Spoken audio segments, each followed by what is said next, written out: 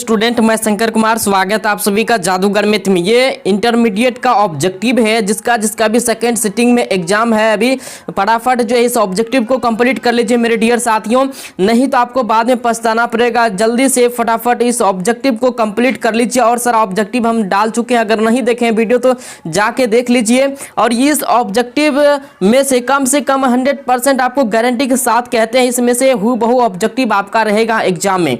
कम से कम यहाँ से आपका 10 से 15 ऑब्जेक्टिव यहाँ पे रहेगा, इसलिए वीडियो को कंप्लीट करके आपको देखना मेरे डियर साथियों। और ओरिजिनल पेपर के लिए आपको वीडियो को लास्ट तक देखना है। वीडियो के एंड में आपको बताएंगे कि ओरिजिनल पेपर आपको कैसे मिलेगा, कहाँ से मिलेगा, और पीडीएफ फ्री में आपको दिया जाएगा टेलीग्राम पे, ठीक है। और कैसे आपको क्या करना है सारा डिटेल्स हम बताएंगे वीडियो के एंड में। आपको कंप्लीट कर लेना इस ऑब्जेक्टिव को। जो सोए हुए हैं जगिए और इस ऑब्जेक्टिव को कंप्लीट कीजिए। जो रटेगा वही जो है एग्जाम में डटेगा, जो इस चैनल से जुटेगा वही लूटेगा नंबर। देखिए, तुलसीदास के दीक्षा गुरु थे।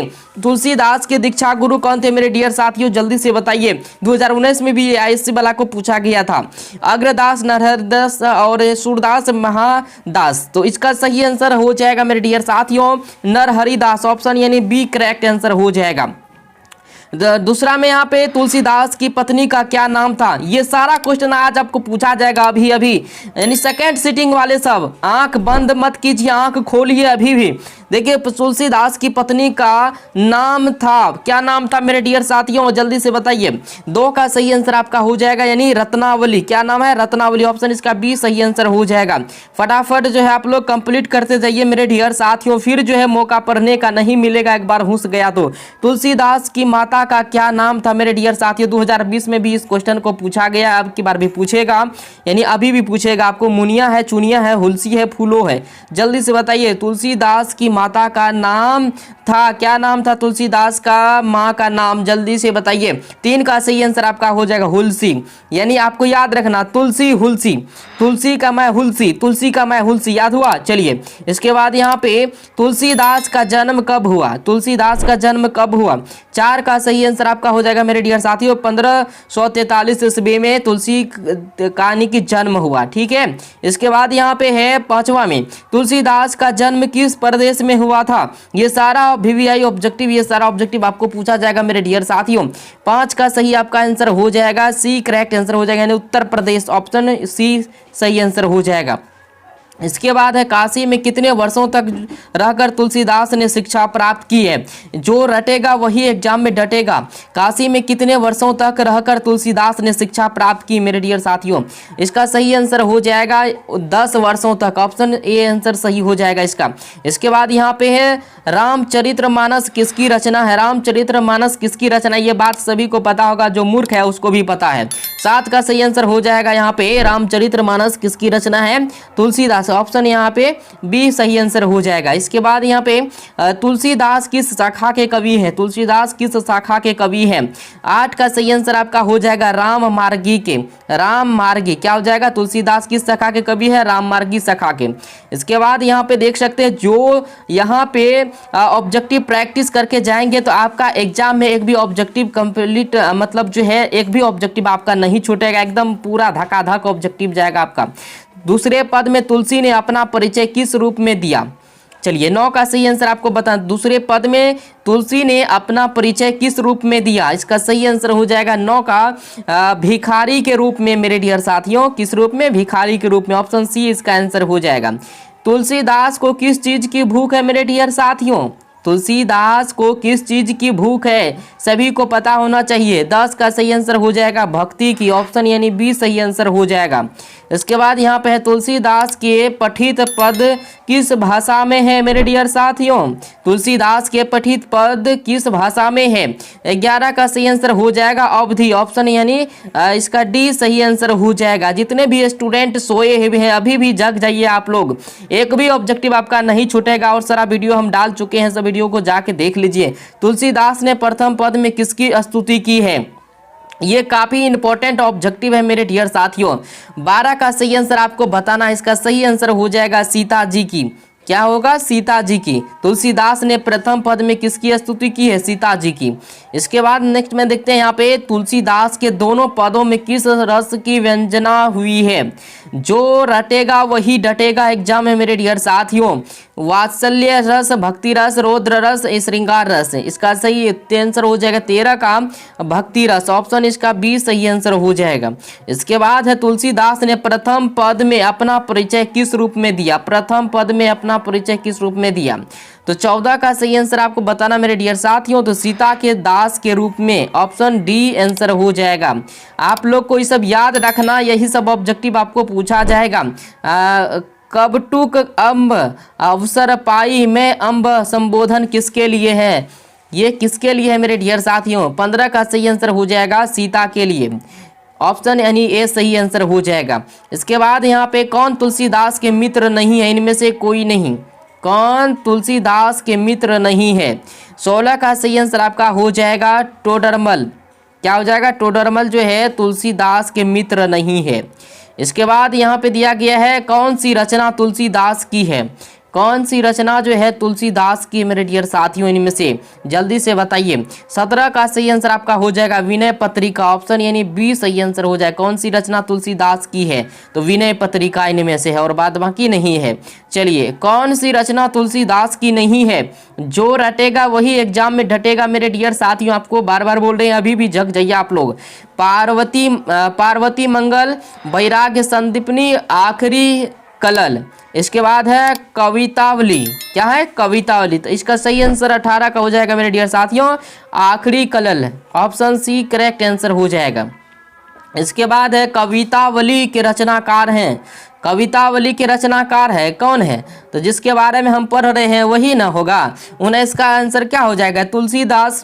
क्या हो जाएगा? तुलसीदास। इसके बाद यहाँ पे है हनुमान बाहुक को तुलसीदास की किस कृति का एक अंग माना जाता है? जल्दी से बताइए। 20 का सही आंसर आपका हो जाएगा मेरे डियर साथियों, यानी कवितावली। ऑप्शन बी आंसर हो जाएगा। इसके बाद यहाँ पे रामचरितमानस का प्रधान रस है। रामचरितमानस का जो है प्रधान रस इनमें से कौन सा है? 21 का सही आंसर आपका हो जाएगा भक्ति रस। ऑप्शन डी आंसर हो जाएगा। इसके बाद है निम्नलिखित में रामचरितमानस क्या है? निम्नलिखित में रामचरितमानस क्या है मेरे डियर साथियों? 22 का सही आंसर आपका हो जाएगा महाकाव्य। ऑप्शन यानी सी आंसर हो जाएगा। यह बहुत ही इंपॉर्टेंट ऑब्जेक्टिव है, जो रटेगा वही डटेगा एग्जाम में। इनमें से कौन सी रचना तुलसी की नहीं है मेरे डियर साथियों? कवितावली। इसके बाद है बरवरैया मायन। इसके बाद गीतावली। इसके बाद राधा स्तुति। तो इसका सही आंसर क्या हो जाएगा मेरे डियर साथियों? तो इसका सही आंसर हो जाएगा राधा स्तुति। ऑप्शन यानी डी सही आंसर हो जाएगा। इसके बाद यहाँ पे है मानस रामचरित्र मानस का रचना समय क्या है? मानस रामचरित्र मानस का रचना समय क्या है मेरे डियर साथियों? ये बात पूछा है, समय पूछा है। देखिए घुमा फिरा के पूछा है, कब हो ये नहीं पूछा है, समय पूछा है। तो आपको समझ जाना इसका मतलब जो है कब हुआ था। ठीक है, तो 24 का सही आंसर क्या हो जाएगा? संवत 1631 में। ऑप्शन इसका जो है ए सही आंसर हो जाएगा। इसके बाद है रामचरितमानस की भाषा है। रामचरितमानस की भाषा है मेरे डियर साथियों मैथिली, संस्कृत, अवधी, ब्रज भाषा। रामचरितमानस जो लिखा गया था किस भाषा में लिखा गया था? ये सीधी सी बात है, यहाँ पे रामचरितमानस की भाषा जो है वो है अवधी। ऑप्शन इसका सी करेक्ट आंसर हो जाएगा। ठीक है, दिया गया है नाभादास का काव्य रचना क्षेत्र था। नाभादास का काव्य रचना क्षेत्र था हरिद्वार, काशी, वृंदावन। इसके बाद यहाँ पे मथुरा। तो इसका आंसर क्या हो जाएगा? इसका सही आंसर हो जाएगा वृंदावन। ऑप्शन इसका यानी सी करेक्ट आंसर हो जाएगा। जो रटेगा वही एग्जाम में डटेगा मेरे डियर साथियों। ये सारा क्वेश्चन आपको पूछा जाएगा। नाभादास की राम भक्ति मर्यादा के स्थान पर ये 2021 में भी पूछा गया मेरे डियर साथियों। आइए वाला को, नाभादास की राम भक्ति मर्यादा के स्थान पर क्या था? श्रृंगार का पुट था, करुणा का पुट था, कौन सी का पुट था? जल्दी से बताइए मेरे डियर साथियों। 2 का सही आंसर हो जाएगा आपका माधुर्य भाव का पुट था। ऑप्शन इसका सी आंसर हो जाएगा। ये सभी क्वेश्चन आपके एग्जाम में रहेगा मेरे डियर साथियों। बहुत कम समय, 1-2 घंटा बचा हुआ है। जल्द से कंप्लीट कर लीजिए। नाभादास जी किस धारा के संत थे, जल्दी से बताइए। 3 का सही आंसर आपका हो जाएगा मेरे डियर साथियों वैष्णव दर्शन के। हम फटाफट करते जाते हैं क्योंकि समय बहुत कम है, ये क्वेश्चन को आपको खा जाना है, ठीक है, और समय भी बहुत कम है। बीजक के रचयिता कौन है, बीजक के रचयिता कौन है। 4 का सही आंसर आपका हो जाएगा मेरे डियर साथियों। क्या हो जाएगा जल्दी से बताइए, बी कबीरदास।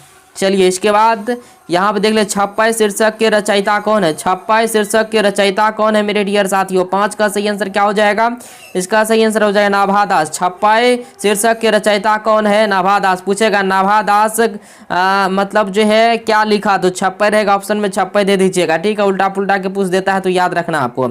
इसके बाद नाभादास की कौन सी रचना है, नाभादास की कौन सी रचना है, इनमें से आपको बताना मेरे डियर साथियों। यहाँ पे जल्दी से बताइए, नाभादास का छप्पय है, देखिए बोले थे ना पूछ देगा, नाभादास की कौन सी रचना, छप्पय। इसके बाद यहाँ पर देख लेते हैं 7 नंबर क्वेश्चन में, देखिए क्या कह रहा है। नाभादास किस धारा के कवि थे, नाभादास किस धारा के कवि थे। 7 का सही आंसर आपका हो जाएगा सद्गुणोपासक राम भक्त धारा, ऑप्शन इसका बी आंसर हो जाएगा। इसके बाद है नाभादास किसके समकालीन थे, नाभादास किसके समकालीन थे मेरे डियर साथियों। जो रटेगा वही डटेगा एग्जाम में, ये सारा ऑब्जेक्टिव आपको पूछा जाएगा मेरे डियर साथियों, इसलिए जो है आपको एकदम दिल थाम के देख लेना एग्जाम में जाने से पहले। नाभादास किसके समकालीन थे, इसका 8 का सही आंसर हो जाएगा आपका Tulsidas, option C correct answer हो जाएगा। इसके बाद है नाभादास का जन्म कब हुआ था, नाभादास का जन्म कब हुआ था मेरे प्रिय साथियों, जल्दी से बताइए। 9 का सही आंसर हो जाएगा 1570 ईस्वी में अनुमानित, ऑप्शन बी इसका सही आंसर हो जाएगा।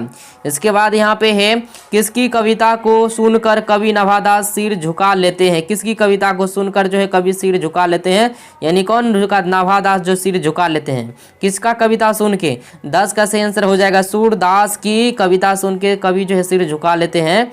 इसके बाद है कौन सी रचना नाभादास की है, कौन सी रचना नाभादास की, ये सारा ऑब्जेक्टिव आज आपको पूछा जाएगा। सूरसागर, भक्त काल, इसके बिहारी सत सही। इसके बाद डी में आंसर है बीजक, तो इसका सही आंसर आपको बताना मेरे डियर साथियों। 11 का सही आंसर हो जाएगा भक्त काल, ऑप्शन बी आंसर हो जाएगा। इसके बाद यहाँ पे नाभादास का स्थायी निवास कहाँ था, नाभादास का स्थायी निवास कहाँ था, वृंदावन, हरिद्वार, काशी। तो 12 का सही आंसर हो जाएगा वृंदावन, ऑप्शन इसका यानी ए सही आंसर हो जाएगा। इसके बाद संपूर्ण भक्त काल में किस छंद व्यंजना है, संपूर्ण भक्त काल में किस छंद का व्यंजना है, तो इसका 13 का सही आंसर हो जाएगा छप्पय, ऑप्शन यानी सी आंसर हो जाएगा।